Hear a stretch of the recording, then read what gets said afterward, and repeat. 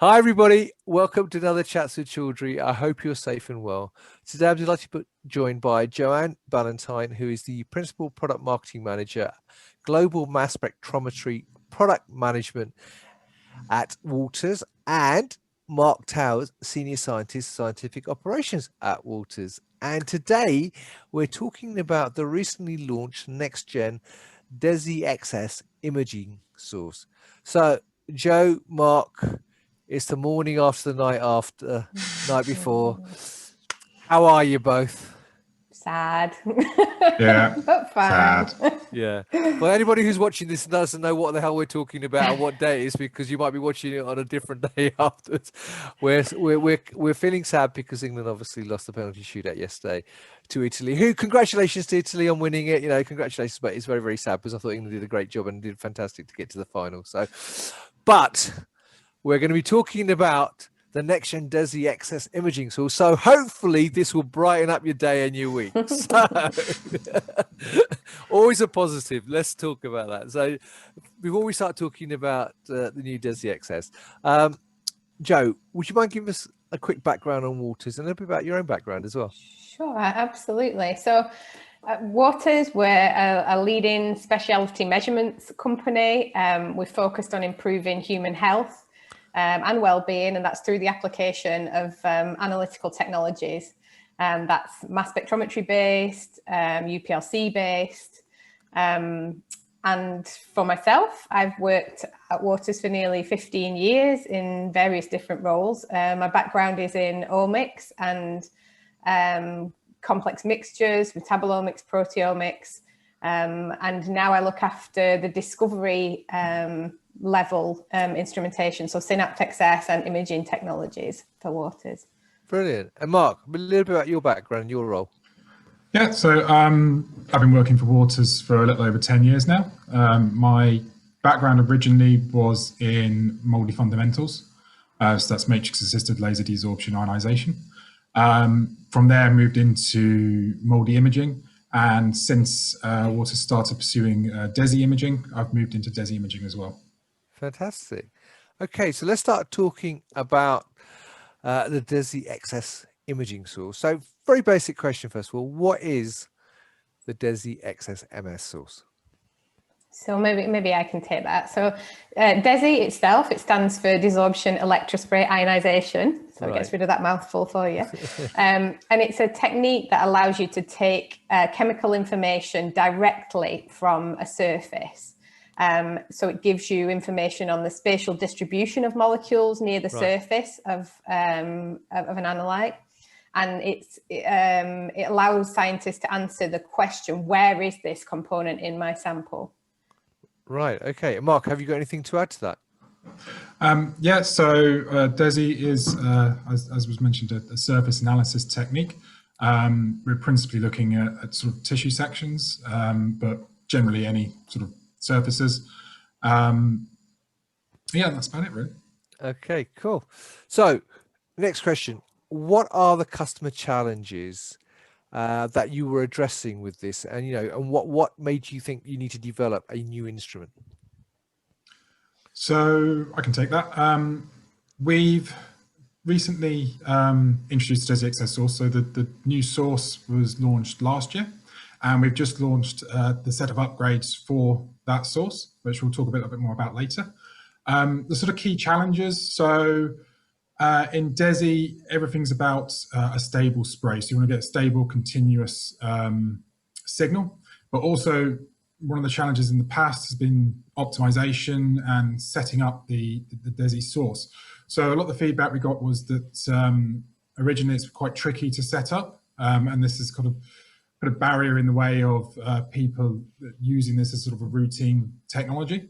However, we've taken that feedback and we've done a lot of work to look at the source itself and also the other components within the source, just to try and improve the customer experience and make it a much more routine technology that anybody, even with a lower skill set, can just pick up. Fantastic. So how does it work and what benefits does it offer the user? So maybe if I take the first part of that and then pass to Mark and you can give some more detail. what we're trying to do with the next generation DESI XS is to give the customer a much higher ease of use experience, really. But alongside that, we want to give them a higher performance with DESI analysis to find out where these components are in the sample. So we are giving a greater spatial resolution, greater sensitivity. And along with that greater sensitivity, it gives you the ability to acquire faster because you have more sensitivity. So, and that'll speed up the overall time of analysis. So quite a few benefits really on quite a few fronts, but I'll let Mark give more detail about those and where they specifically come from. Cool. Well, over to you, Mark. Yeah, so as we sort of alluded to so far, the key component in a DESI source is how we generate the ions. So this is typically done by spraying a solvent onto the surface. Right. So really, to get a good DESI imaging experiment or DESI experiment, it's reliant on you having this very stable and focused spray onto the surface that you can reproducibly reproduce. So one of the challenges we've had in the past, so when we first started looking at DESI, we developed a sprayer, and it was designed about some of the less commercial designs. So we took some of the research that had been done, and we produced a sprayer that we hoped would be a little bit easier to build than the sort of make your own at home sprayers. So that was this sprayer here. Right. However, we found there were a number of challenges with reproducibly producing a nice spray from this. So it took a long time to optimize. Sometimes it could be a few hours, or it could take a few days to actually get the spray optimized. So the key component within this is an emitter. So we have a fused silica emitter within the spray body. And the key parameter is actually the distance of that emitter from the front of the nozzle section just here. So the majority of the optimization time is around setting the exact position of this, the emitter within this spray head. Unfortunately, the emitters that are used in here are a little bit fragile, and it's actually very difficult to reproducibly set the position. So it involves a lot of manual tuning, typically by rotating the spray nozzle head with a spanner, and it's a very iterative process. You adjust it, you can't have it running at the same time as you're adjusting it because we've got high voltages involved. So you adjust it, close it, check it, adjust it, close it, check it. So what we wanted to do was produce a sprayer that would routinely give you exactly the same positioning. And we have done that within our new sprayer here. So the key difference between these two sets, as I said, is the emitter cartridge and the fact that this has been produced to a very high tolerance. So when you put a new emitter in this sprayer, it will give you the same position every time. So just an example of the old sprayer again, just to show what it's like trying to replace an emitter in one of these. So this is the old sprayer, and we need a number of tools to adjust this. So first of all, we've got to take the sprayer out of its body, its holder. Let me get so that's a little depth pin to help us set the position of it. So we've got our sprayer body, and then within here we've got this section, which is the guide for the emitters. Try and make sure that the end of that emitter is positioned centrally in the sprayer. And then in order to replace the emitter when they get broken, which unfortunately with these glass emitters, they do tend to have a limited lifespan. So typically around about a week to 2 months. There we go. So if You must have very delicate hands to do this, I'd say. It was my fat fingers would never be able to manage that, I have to say. So there we go. So then within there, we've got this very fine glass emitter. Right. And then there's a ferrule in the bottom of there as well. So the main problem is it's very hard, even though we're using a depth gauge to position this, the actual emitters, because they're glass, they're cut by hand. It's very hard to get the exact length every time, which is why we then end up having to adjust this nozzle, which basically we just wind it in and out. I'll find the correct spanner, multiple spanners. and we wind that in and out to adjust the positioning of that head within the sprayer. And of course, changing the position of that then changes some of the other parameters, such as the nozzle to surface distance, which isn't ideal. So over several years, we have been developing our new sprayer, and this one's basically plug and play. So the principle behind this is that we have a engineered emitter cartridge that sits within the sprayer body. So here is the emitter cartridge. Now, nestled inside there, I don't know if you can see it, but there's a tiny little metal emitter. So this emitter is based on the technology that was developed for the ion key source, which is another Waters technologies. So this is a very robust metal emitter, and we've secured it within this cartridge so it can't get damaged. So there's no chance during installation of damaging the emitter. And it's actually spring loaded. So when it's outside, the emitter rests inside the nozzle, but when it's installed, the spring mechanism positions that emitter very precisely and reproducibly within the nozzle. So in order to put a new emitter in, we just take the spray body, pop that in, put the head back on. That's now set exactly as we want it. And I could take this now and put it on my system, and I could get results within a couple of minutes as soon as the solvents and the voltages have stabilized. And that's basically it for the sprayer. It's a very nice piece of simple looking technology that's actually quite taking a lot of work to get it to this point. Yeah. So along with this, we've also introduced a heated transfer line as well. And this helps in the ionization, particularly in negative mode. But say this particular emitter is ideal for imaging. So its sprayer is ideal for imaging. So it produces a very fine, centrally located spray beam with a diameter of approximately 20 micrometers, which is ideal. And that allows us to achieve much higher pixel size, higher resolution or higher pixel sizes for our images. We've got a significant increase in sensitivity, particularly in negative mode when it's combined with the heated transfer line. And as Joe said, this then allows us to go faster. We can access different modes on the instrument, so such as on the Synapse XS. Previously, we weren't really able to use the higher resolution modes that bring us up to around about 50,000 ms resolution, because in order to get those resolutions, you need to reduce the sensitivity of the instrument, and we just weren't generating enough ions with the previous sprayer. Whereas with this one, we've shown that now that we can still generate enough ions at that sensitivity level in order to allow us to access that high resolution. Great. So I mean, I've got to say, just watching you do the demo with those, I think it was 3 spanners you had, but they're really little. You must go through a lot of spanners, and people must lose those spanners very, very easily. And also that glass is so thin, the emitter, that obviously that must be easily prone to breakage or easily broken as well when you're changing it. So I mean, how long normally, I mean, you obviously did pretty quick, but you did quite a lot, but how often would people have to do that process with the old emitter, and how long would that normally take? So with the older emitters, it really came down to how nice you were to them, so let's say. So if you were to leave the voltage on without solvent flow, that your emitter is going to expire very, very quickly. Because the glass nature of it, the precision tip tends to fracture or melt over time. Right, you get a blockage, it can crack.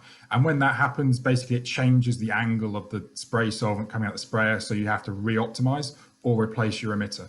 Typically, I mean, I've had some emitters when you've been very careful with them, so they've lasted a couple of months. But more typically, particularly when you're new to DESI and you were not as experienced, you could last around about sort of a week, maybe less if you're unlucky. So the emitter protrudes on this sprayer from the sprayer body, so there's a possibility of you catching it on the surface, for instance.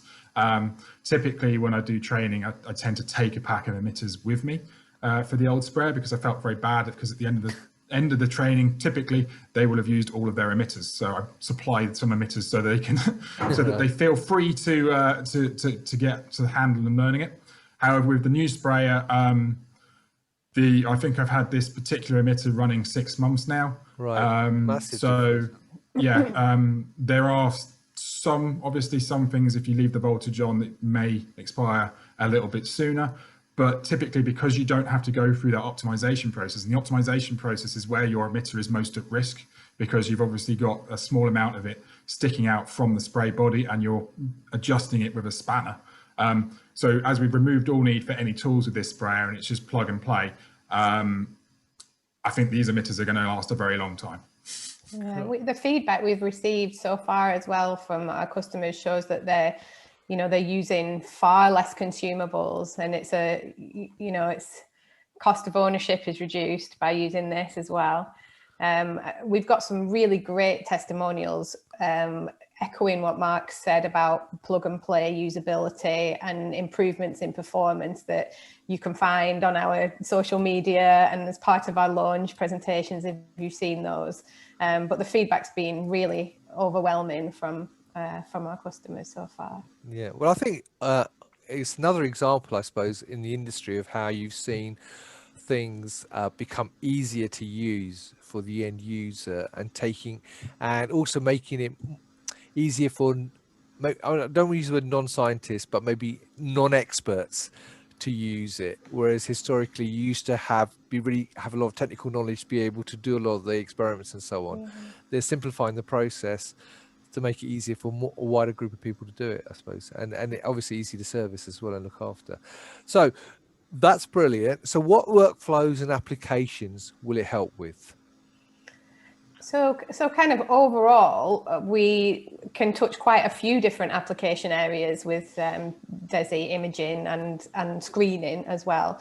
So as Mark's alluded to, we have tissue imaging in various different disease states, for instance, cancer. We have looking at surfaces like OLED TVs. We have applications in forensics where we might be looking at fingerprint imaging or even fraud in ink on checks, for instance, kind of looking at the different inks. But Mark might be able to take some of those in more detail. Mark? Yeah, so so basically in terms of what we can apply it to, it's pretty much anything you can fit in the source. As long as it's got a flat-ish surface and will allow you to desorb some of the material off of it, then yeah, you can apply it to pretty much anything. Predominantly, yes, we've been looking at tissues, but as Joe mentioned, there's lots of areas within chemical materials, forensics, toxicology, where we're looking at different things, and not just within, say, if we're looking at tissues, it's not just sort of cancer and looking at tissues. There's also a large area within the pharmaceutical market where we're looking at the sort of drug distribution.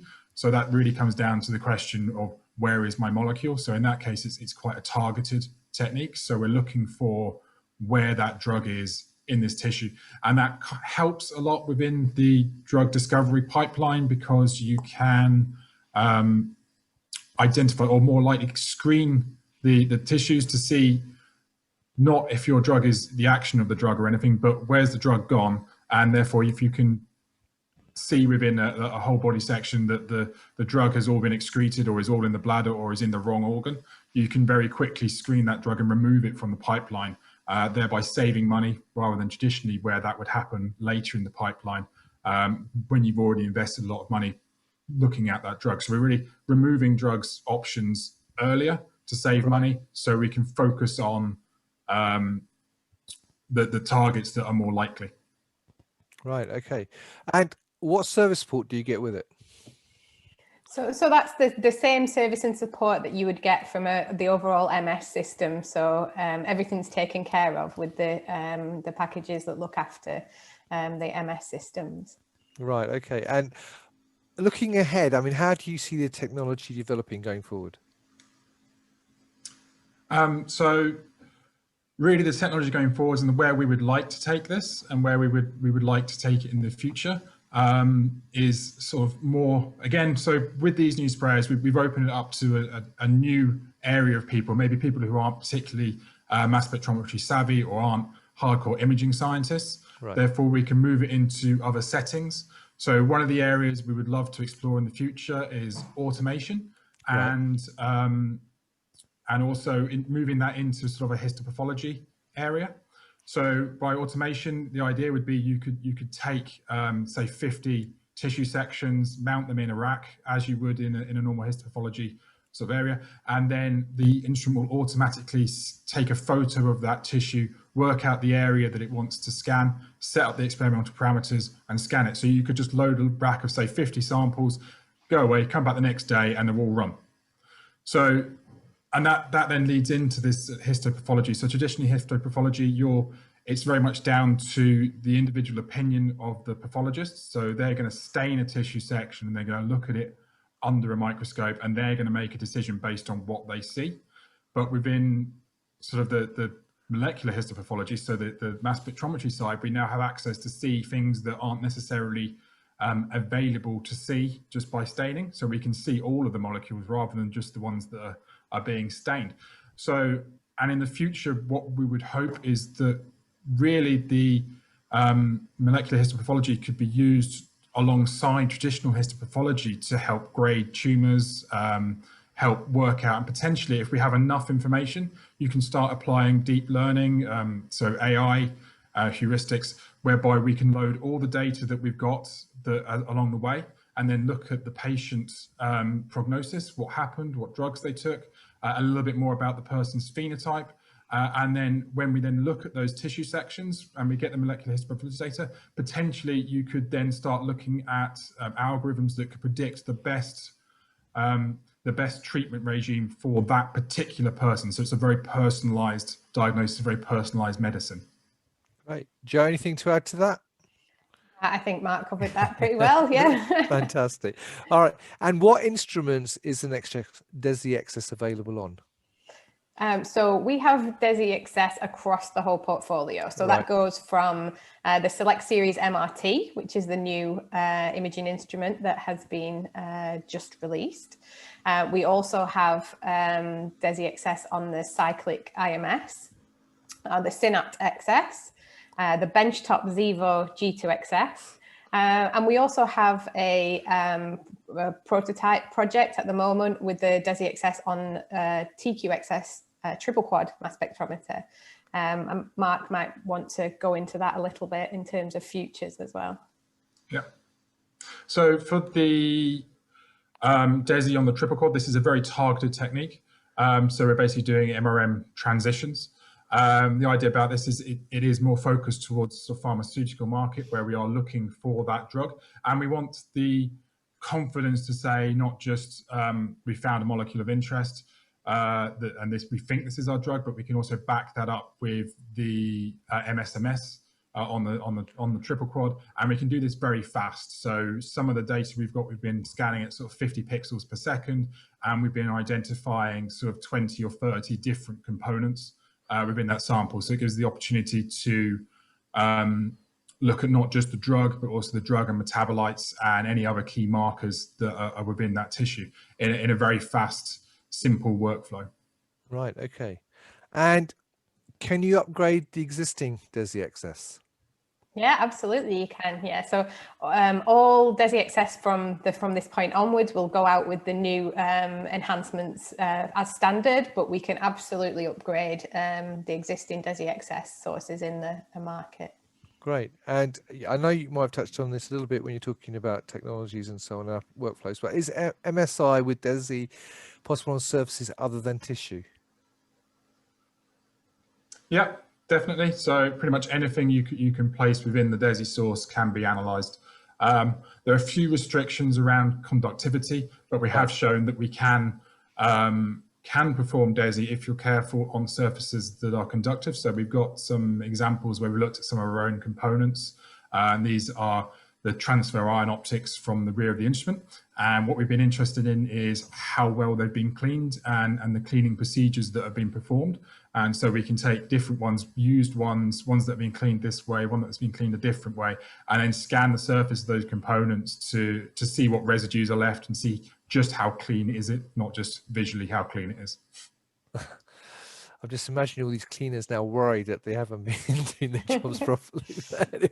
All right, well, that's brilliant. Thank you very much for giving me that thorough overview. It's really interesting, actually. I love doing these interviews. You learn more and more about technology and the science. And for a non-scientist like me, it's always great fun listening. So thank you very much for sharing that information. So if people want to get more information, where can they get more information? Yeah, absolutely. So we have a website on the waters.com. We also have an up and coming imaging webinar series that's going to be happening over the next few months. The first of those events will go into DESI XS on the new Select Series MRT. That's advertised on the Waters website as well, but we will give you the link so that you can post those also for the registration pages. And just come to us directly if you have any questions directly. Mark and I will be more than happy to help you out with those. Brilliant. Well, all that's left for me to say then is, Joe, Mark, thank you for sharing the information with me this morning. It's been great to see you both. I wish it was under better circumstances and England had actually won, but never mind, life goes on. They did have a great tournament, so hopefully they will for next year in the World Cup as well. So thank you very much for sharing information on the DESIXS. It's been really, really interesting. As Joe and Mark said, viewers, you can get lots of information by checking out the website. With the link will be above the video, which will have lots of information there, not just white papers and press release information, but also demos and various other things. So you can check it all out on the website. You can also sign up for the webinars, as Joe said, they're free, and the link for that will be above the video as well. So make sure you check those out. And if you've got any questions for Joe and Mark, as you can see how knowledgeable they are, you can leave them questions below the video. I'm sure they'll be happy to answer them, or you can send them questions directly on LinkedIn. They're both on LinkedIn. So Joe, Mark, thanks again for your time. It was lovely to see you both. Thanks very much. Thank you. Thanks for your time. Thank you. Thank you, viewers, as always, for watching. I hope you found it useful. Until next time, as always, stay well and stay safe. Bye-bye.